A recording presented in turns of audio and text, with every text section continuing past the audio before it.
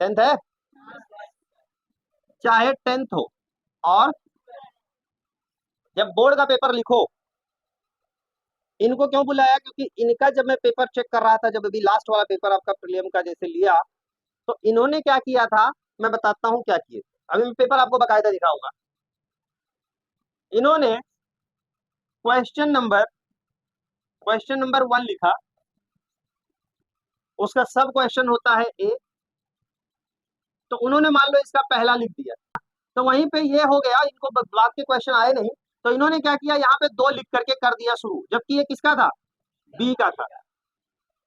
अब क्या होता है, बोर्ड एग्जाम में ये चीज कैंसिल हो जाएगी, आपको नंबर काउंट नहीं मिलेगा, मतलब मार्क्स नहीं मिलेगा। तो यहाँ पे ध्यान से देखो, ये बढ़िया से मैं सिंपली बता देता हूँ पेपर। आप अभी क्या होगा, बोर्ड का एग्जाम जब होगा तो आपको ऐसी आंसर शीट मिलेगी, आपको जो क्वेश्चन पेपर मिलेगा, क्वेश्चन पेपर था देखो,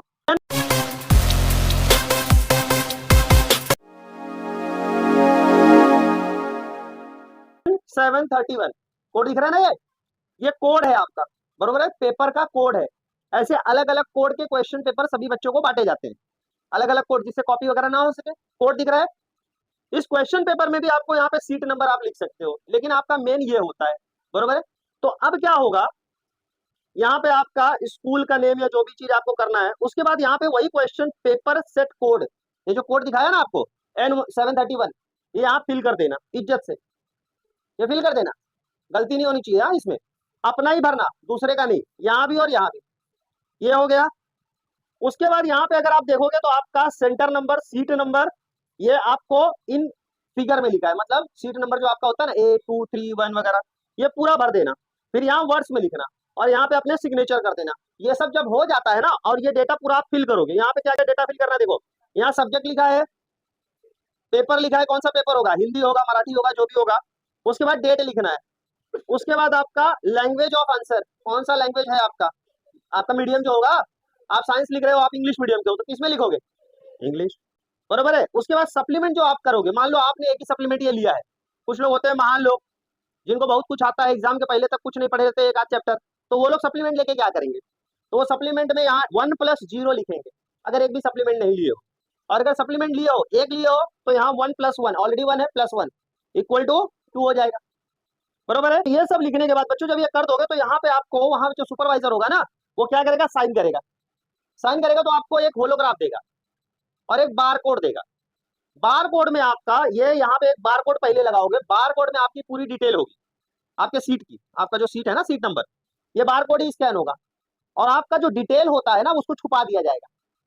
आपका सीट नंबर ये बताएगा, ये जो बार कोड होगा, हर बच्चे का अलग अलग बार कोड होता है, तो आप अपना ही बार कोड यहाँ जब चिपकाओगे, उसके ऊपर पूरा होलोग्राफ चिपका दोगे, जिससे आपकी ये डिटेल कि आपका रोल नंबर क्या है, आपका नाम क्या है, ये पता ना चले। क्योंकि जो पेपर चेक करेगा, उसको पता होना नहीं चाहिए कि कौन सा बच्चा है, कौन सा स्कूल है, कहाँ का है, तो वो डिटेल उससे छुपाई जाती है, किससे, जो पेपर चेक करने वाला है।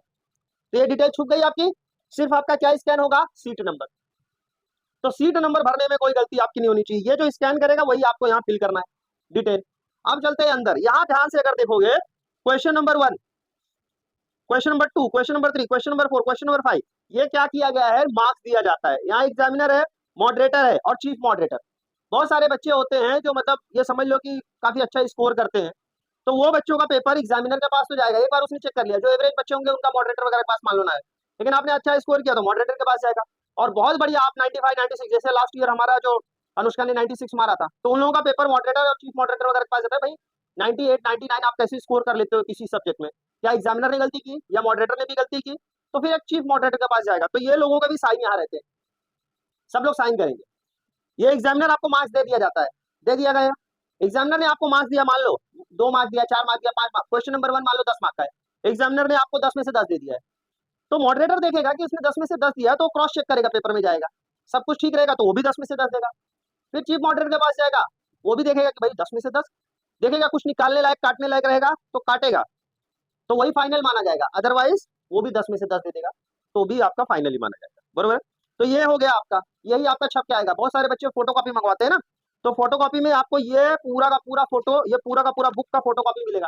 मान लो बहुत सारे बच्चे अच्छा पेपर लिख के आते हैं, मान लो आप 98 मार्क्स का लिखे हो और आप एक्सपेक्ट करो मेरे को 90 आना चाहिए, पर आपको 90 नहीं आया, आपको मान लो 70 75, झटका लगेगा, आपको शौक लगेगा ना, तो आप क्या करोगे, मुझे फोटोकॉपी मंगवाना है, आप फोटोकॉपी अप्लाई करोगे, जब आपका रिजल्ट वगैरह आ जाएगा तो आप फोटोकॉपी अप्लाई करोगे, 1 हफ्ते के अंदर अप्लाई करना होता है, तो आपको ऐसे ये पूरा फोटोकॉपी जेरोक्स स्कैन करके मिलेगी, और वो स्कैन कॉपी क्या करोगे, आप अपने स्कूल के टीचर के पास ले जाओगे, वो स्कूल का टीचर देखेगा, अगर कुछ गलत किया होगा किसी एग्जामिनर वगैरह या मॉडरेटर वगैरह ने, तो आपका टीचर उसको वहां पे साइड में करेक्ट करके लिखेगा कि हाँ इतना मार्क्स मिलना चाहिए, फिर वो आप अप्लाई कर सकते हो अगर आपका मार्क्स बढ़ता रहा तो, अदरवाइज याद रखना कभी मार्क्स बढ़ता नहीं है, क्योंकि गलतियां आपकी होती हैं। तो बहुत सारे मैंने पेपर मंगवाए हैं बहुत सारे बच्चों के, जिन्होंने बोला था सर मुझे ज्यादा आएगा, बट उन्हें एक्चुअली कम आया है, तो मैंने फोटोकॉपी मंगवाई और देखा जब, तो उनकी बहुत सारी मिस्टेक्स रही।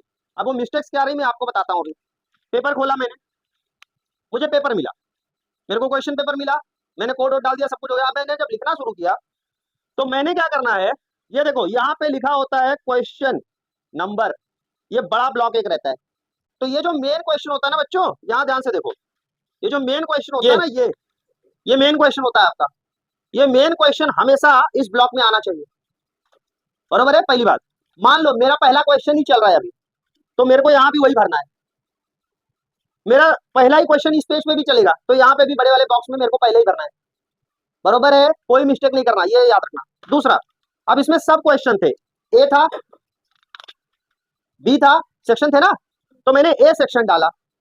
अब ए सेक्शन में आपको क्या होता है, ऑप्शन, मल्टीपल चॉइस क्वेश्चन आते हैं, तो मल्टीपल चॉइस क्वेश्चन में बहुत सारे बच्चे क्या करते हैं, ये ऑप्शन के साथ साथ आंसर भी लिखते हैं, नहीं लिखना आंसर, या ऑप्शन ना लिख के सीधे क्या लिख देते हैं, आंसर भी नहीं लिखना आपको, आपको सिर्फ ऑप्शन लिखना है, क्या लिखना है, ऑप्शन। तो यहाँ पे देखो इस तरीके से, ये क्वेश्चन नंबर 1 लिख दिया था आपने, अब इसका सब क्वेश्चन क्या था, ए था ना, तो ए यहाँ पे लिखना है आपको, ऐसी 2 लाइन खींचनी है, देखो एक लाइन यहाँ खींचनी है, एक लाइन यहाँ, बॉर्डर बना देना है, इसके बाहर आपका जाना नहीं चाहिए, प्रेजेंटेशन अच्छा होना चाहिए, ये प्रेजेंटेशन अगर अच्छा रहेगा याद रखना 5% बढ़ेगा, 5%, मैं गारंटी दे रहा हूँ आपको, मैंने ऐसे बहुत सारे बच्चों को कहते हैं ना 95 96 कैसे आता है, वो मैंने करके दिखाया है, तो ये सब चीजें मैंने बच्चों को बताया है। तो ये छोटी छोटी मिस्टेक अगर आप करोगे, प्रेजेंटेशन बढ़िया नहीं रहेगा, 5 नंबर कट जाएगा। और दूसरी बात, आपको क्वेश्चन नंबर 1 नहीं करना है, आपको नहीं आ रहा है, आपको पहले बड़ा वाला स्टार्ट करना है, पीछे से स्टार्ट करना है, करो पीछे से, लिखो क्वेश्चन नंबर 5, क्वेश्चन नंबर 5 से स्टार्ट करो, कोई आपको गलत नहीं बोलेगा, लेकिन यहाँ पे क्वेश्चन नंबर लिखना, सब क्वेश्चन लिखना जरूरी है। देखा है ना, यहाँ पे 2 लाइन मारा है ना, आप एक तीसरी लाइन मार लो, 1 लाइन 2 लाइन, तीसरी लाइन आप मार लो, और तीसरी लाइन जो मारोगे वहां पे इसके इस सब क्वेश्चन के जो दूसरे जो उसके मल्टीपल क्वेश्चन होते हैं वो डालना है नंबर, बरोबर है। तो ये मैंने कर दिया, ये क्वेश्चन यहाँ खत्म हो गया। मेरे पास आपने पैसा भरा था ना, फॉर्म का पैसा भरे हो ना, 800 900 1000 रुपया, क्यों भरे हो, इसके लिए भरे हो, जितना चाहे उतना आंसर शीट लो। पहला क्वेश्चन हो गया, छोड़ दो, मैं नहीं लिखूंगा यहां से, मैं अगला पेज पकड़ूंगा।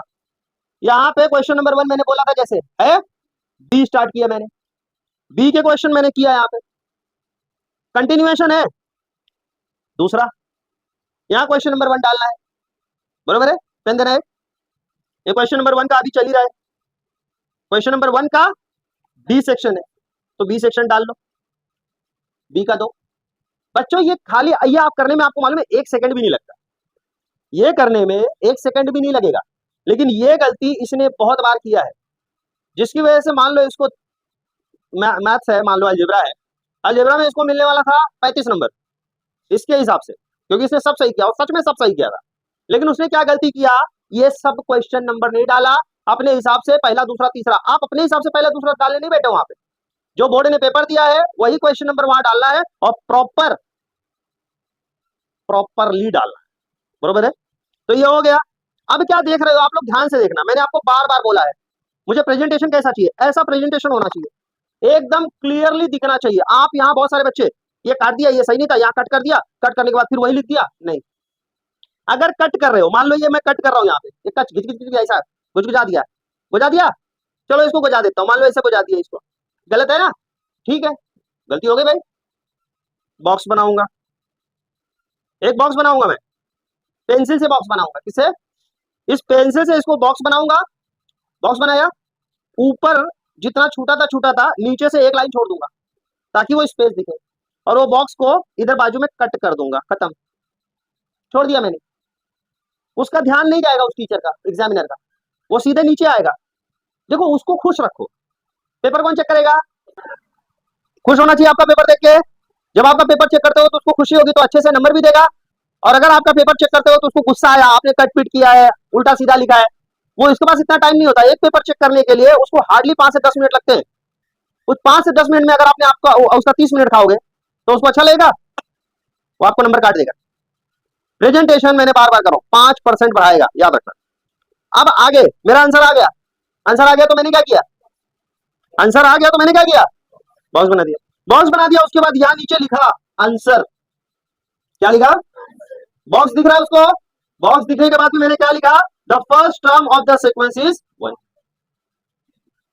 अगर इतना बढ़िया आप पेपर लिखोगे, इसको करने में मान लो आपको एक क्वेश्चन करने में आपको 2 मिनट लगने वाले थे, आपने 20 सेकंड एक्स्ट्रा ले लिया, थोड़ा सा एफर्ट लगा,